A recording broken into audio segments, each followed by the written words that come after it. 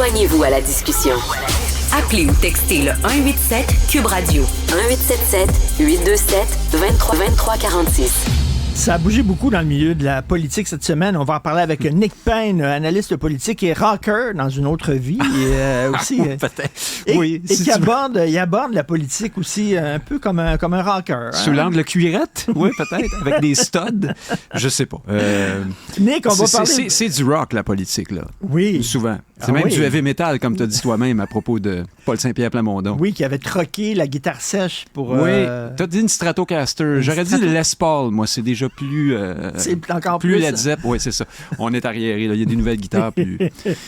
Écoute, deux choses. Mais premièrement, QS, mais je sais pas si tu as lu dans la presse la chronique de Vincent Brousseau-Pouliot. Je veux te parler de ça. D'ailleurs, laisse-moi faire une petite introduction, oui. mais la presse appartenait au Desmarais, bien sûr, puis le bonhomme Desmarais, qui était très, très, très, très, très riche, il n'avait pas besoin de la presse pour gagner sa vie. Puis ça. Au contraire, il perdait de l'argent avec la presse. Puis il a gardé en vie parce que lui, c'est un fédéraliste, puis la presse, ça lui permettait, entre autres, pas seulement, ils font de très bonnes enquêtes, puis de très bons textes, puis tout ça, mais entre autres, ça lui permettait de mousser son option de faire de la politique. Et de faire de la politique par organe de presse interposé. Là, M. Desmarais vieillit, c'est la nouvelle génération qui arrive, et là, ils regardent des chiffres en disant, eux autres, il n'y avait pas un attachement émotif avec la presse, ils ne voulaient pas faire de politique, ils s'en foutaient. Ils ont regardé les chiffres, on perd trop d'argent, ça n'a pas de bon sens, on s'en débarrasse. Là, moi, je me suis dit, la presse s'est libérée des Desmarais, donc va retrouver comme une sorte de liberté. On va retrouver différents points de vue dans la presse. Ils sont toujours... C'est drôle, là, comme c'est pas arrivé.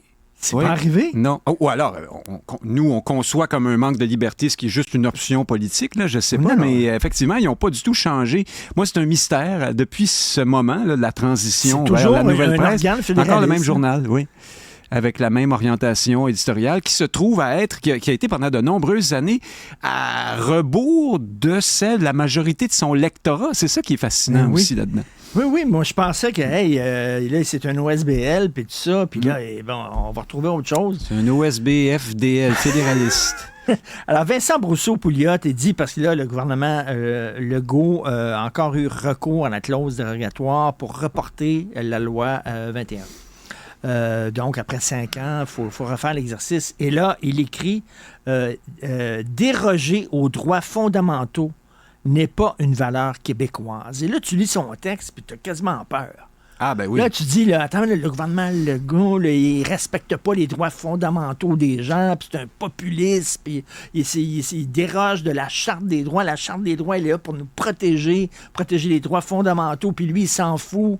Il utilise la clause dérogatoire pour pouvoir être méchant vers les minorités, puis ça pas... Là, tu as le goût de dire, hey, on va sortir dans la rue, ça n'a pas de bon sens, c'est un dictateur, là, qui est... Si ce monsieur Brousseau était dans un parti politique, disons le Parti libéral, là, où je le choisis au hasard, comme ça, on lui dirait qu'il suit les lignes de communication de son parti dans ce dossier-là. Parce que brandir la crainte de perdre des droits fondamentaux tous azimuts, c'est le discours actuel de ceux qui contestent la loi 21 et un peu par extension le recours à la disposition de dérogation. Alors, ils nous disent tous vos droits sont menacés. Hein? Michel C.O.G. disait ça. Demain matin, ça pourrait être vous.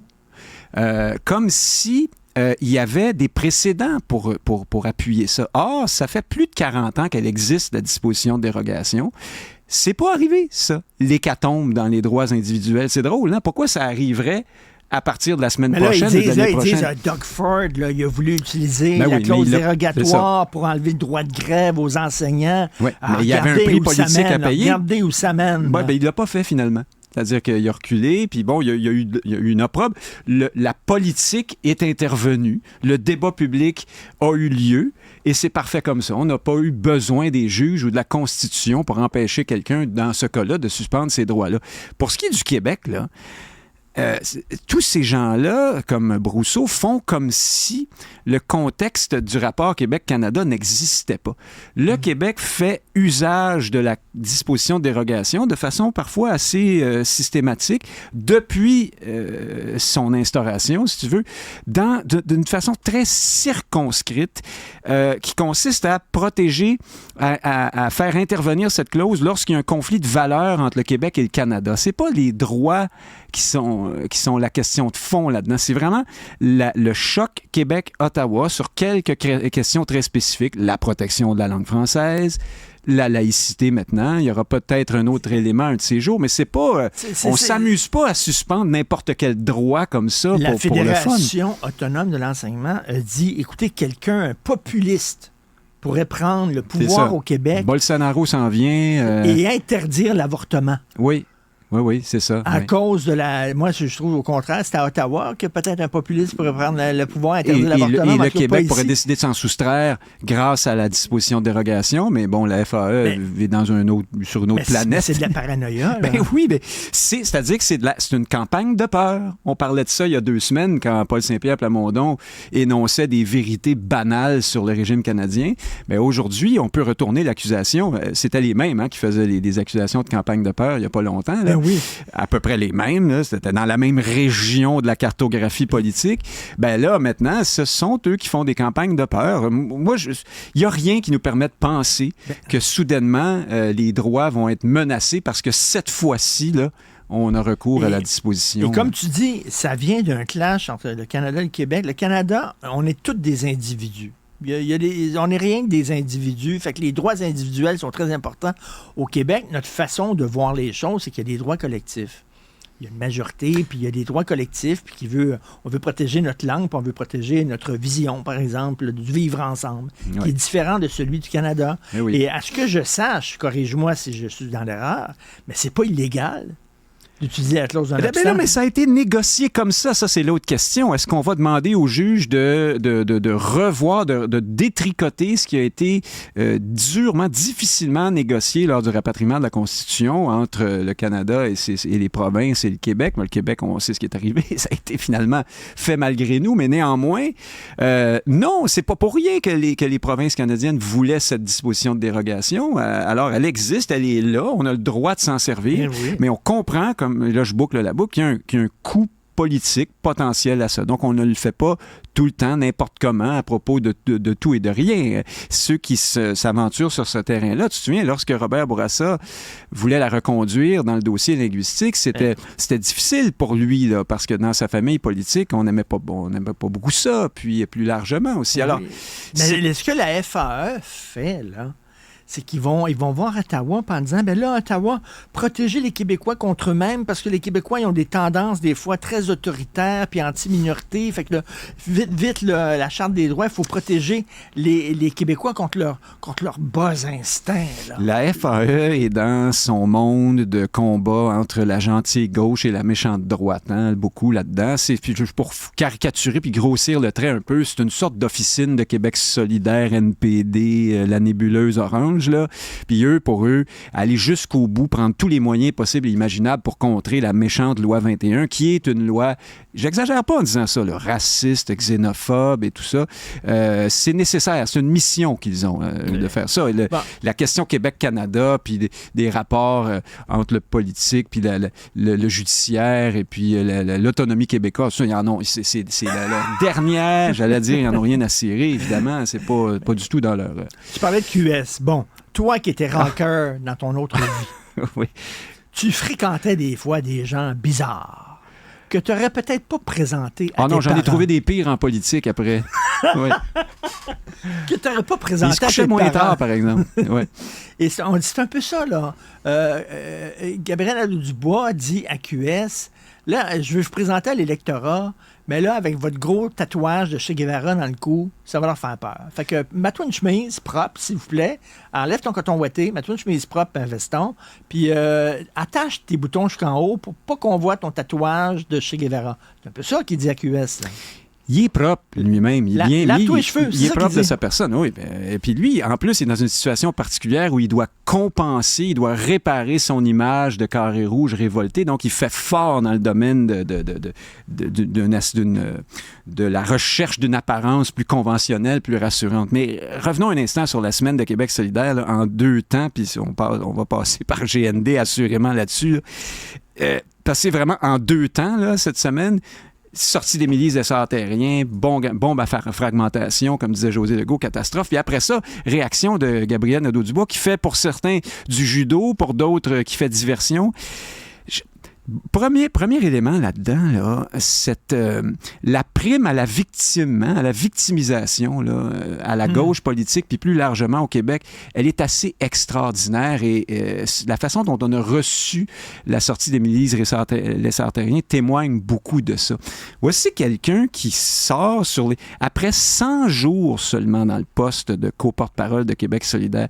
Qu'est-ce qu'on peut conclure au juste, là, après seulement 100 jours? Moi, je ne suis pas convaincu encore que c'est déjà le moment de lancer la serviette puis de sortir en faisant une crise de baboune sur l'espace public. Mais supposons que, alors, mettons ça de côté, elle l'a fait. Comment le fait-elle?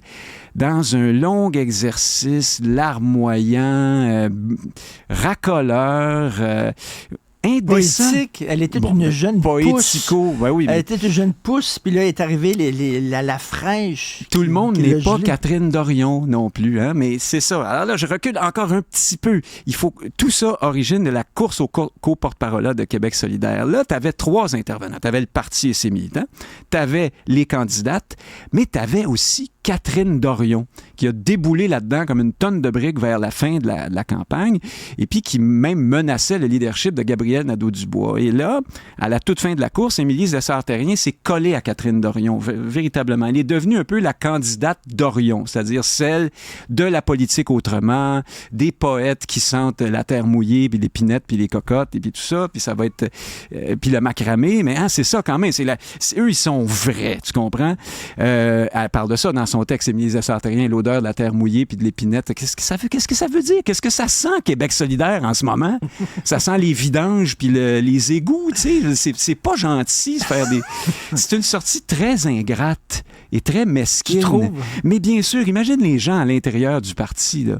Eux, ils font leur possible, ils travaillent fort. C'est pas vrai que c'est le Boys Club puis le patriarcat puis la politique traditionnelle. C'est Québec solidaire, là, tu sais. Non, mais ça se peut-tu qu'elle a dit, les gens ont voté pour moi, donc la base du parti m'a choisi, puis en haut, le politburo, visiblement, me voulait pas et arrêtait pas de me mettre des bâtons dans les roues. C'est la réalité qui voulait pas. C'est la rencontre de Québec solidaire et sa philosophie profonde avec le réel qui se produit en ce moment, là. C'est-à-dire qu'on voulait tous être chefs, on voulait pas faire de politique. Ils n'aiment pas la politique, ces gens-là. Ils veulent faire la politique autrement. La politique, c'est des humains, c'est des débats. Ils n'aiment pas les humains, ils n'aiment pas les débats, ils n'aiment pas les gens qui pensent pas comme eux. Tu dois être assez content de Gabriel Nadeau-Dubois qui dit, moi, là, je veux pas perdre debout. Ben, j'y arrive. Oui. Moi, je veux gagner. Mais je veux pas avoir raison. Je veux pas... J'arrive à ça parce qu'il y a quand même un fond aussi de vrai, je pense, dans les critiques qui lui sont adressées. Mais je termine avec Lessard-Terrien. J'ai fait un long détour. Mais donc, c'est la candidate Dorion. Et aujourd'hui, on fait semblant d'être surpris qu'elle dise à peu près la même chose que Catherine Dorion et qu'elle le fasse de la même façon, c'est-à-dire en sortant de la structure, puis là, en faisant un vacarme épouvantable, en cassant le parti, puis en faisant pas que du bien aux gens qu'elle laisse derrière elle. Après moi, le déluge. Oui, exactement. Pourquoi au juste? Est-ce qu'on sait ce qu'elle essayait de faire qui est si impossible que ça, Émilie Lessard-Terrien? Moi, je ne l'ai pas su en lisant ce texte-là. Donc, c'est pas être très solidaire de quitter et de les mettre dans la marde. Les tenants de la nouvelle politique sont souvent ceux qui font la plus vieille et parfois la pire des politiques parce que ils refusent le débat, ils sortent puis ils font du bruit puis des crises de babounes comme ça. Et Gabriel Nadeau-Dubois. Alors, ils ont couru après ça, Québec solidaire. Maintenant, Gabriel Nadeau-Dubois, lui, il y a un autre problème. Alors là, il a compris ce qui se passait. Il y avait 2 choix, 3, disons, s'en aller ou nous ressortir la cassette de « Pauvre Émilise, je n'avais pas vu ta souffrance, mea culpa, c'est épouvantable. » Parenthèse, qu'est-ce qu'ils font aux gens dans ce parti-là? Est-ce qu'elle a été agressée physiquement? Est-ce que c'est le supplice de la goutte? Ça a l'air épouvantable. Ça se peut pas. Tu comprends? C'est des gens sensibles. Ben, ils pouvaient jouer ce refrain-là. Et le sport, la politique, c'est un sport extrême. Extrême. Alors, il pouvait s'en aller, il pouvait dire ça, ou bien faire ce qu'il a fait. Moi, ça m'a étonné, là, vraiment. Il a fait une tentative de prise de contrôle. Il s'est exprimé comme un chef et soudainement, c'est sa parole à lui qu'il porte. Hein? C'est plus celle du comité de je sais pas quoi, le politburo de Jean-François Lisée. Là. C'est plus le parti qui parle. C'est Gabriel Nadeau-Dubois. Puis là, il dit, on On va changer le programme. Désormais, entre les lignes, ce qu'il nous dit, c'est nos patentes là, de politique autrement. Là, à un moment donné, il va falloir vraiment faire de la politique si on veut faire de la politique, puis faire avancer nos idées pour vrai. Moi, j'aime ça. Le problème, il y a deux problèmes. C'est, a-t-il la capacité de mener à bien ce projet-là? Il demeure quelqu'un, Gabriel Nadeau-Dubois, qui projette l'image d'un jeune homme qui n'a pas fait grand-chose en dehors de la politique, un bon marchand de balayeuses, là, qui s'exprime bien, qui est capable. Mais est-ce qu'il y a tout le bagou, est-ce qu'il y a tout ce qu'il faut pour qu'on ait envie de dire ce gars-là pourrait être le premier ministre? Je suis pas convaincu qu'il est capable d'aller au bout de cette démarche-là. Il y a ça qui va entrer en jeu. Ensuite, le calcul qu'il fait, lui, c'est que les faiseux de crise de baboune sont moins nombreux qu'on pense, puis ils vont débarquer en chemin. Ça finit toujours par arriver, ça, chez ceux qui veulent faire de la politique autrement, c'est-à-dire qu'ils ne veulent pas faire de politique, au fond. Alors, ils vont en perdre en chemin, puis lui, ce qu'il espère, c'est que suffisamment d'entre eux seront partis pour qu'ils puissent avancer sans eux. Mais ça, c'est pas sûr. Quelles sont les proportions, là, entre les deux camps? C'est un pari, là. Moi, je les appelle vraiment les dorionistes, pour faire simple, et ceux qui veulent gouverner puis faire de la politique, ou ne serait-ce que faire de la politique, là, c'est-à-dire avoir des débats, prendre acte du fait que c'est vrai, il y a plus d'hommes que de femmes encore aujourd'hui qui s'intéressent, qui s'impliquent directement en politique et dans les instances. Ça, vois-tu, à l'intérieur de QS... Là, mais c'est drôle, hein? Ils sont à contre-courant, ils font l'inverse du PQ rapidement. Oui. Tu sais, tu as souvent dit, toi, tu as reproché au PQ de cacher leur option. T'sais.